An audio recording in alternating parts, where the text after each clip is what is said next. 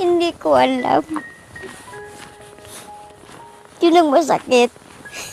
Kasi hindi ko alam kung saan ako mag-uumpisa. Bakit kasi nangyayari to sa amin? Kung pwede lang, magpahinga na lang ang din ako. Tuloy-tuloy yung pagpahinga ng buhay ko dito.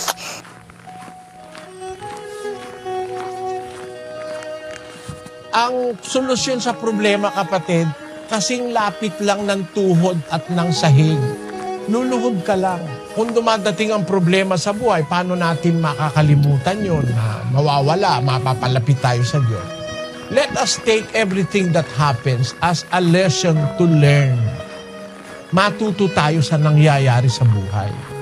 Ang problema, pinaparating ng Diyos to tell us something.